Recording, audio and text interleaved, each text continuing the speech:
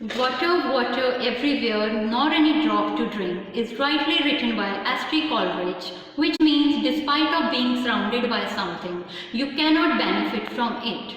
So hello to everyone. By keeping this thing in mind, today, March 22nd is celebrated all around the world as World Water Day since 1993. The resolution to observe World Water Day was adopted by UN General Assembly in 1992 on 22nd December.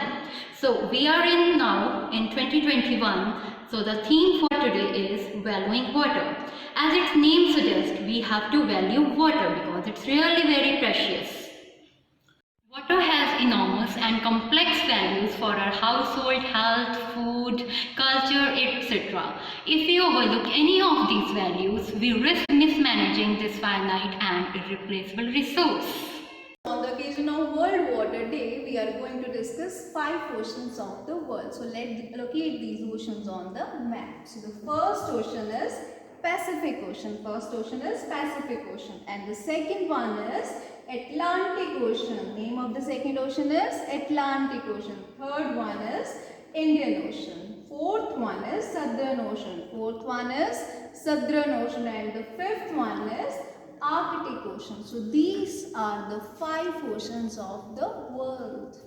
Water for the flowers and water for the trees, water for the birds and water for bees, water for the rivers and water for seas, water for the world and water for me. Let's learn about one of the smart hacks to save water. So use bucket for bathing instead of shower, as it can save a lot of water. There is a globe in my hand and you can see the 70% portion is blue. That is known as water. That is why it is blue. Now, you know that 70% of the water is not available for drinking. Only 3% of the water is available for drinking. Now I am going to share one smart hack. Turn off the tap whenever you are brushing your teeth. Turn off the tap, and whenever it required, you can turn it on, and through this way you can save the water. Thank you.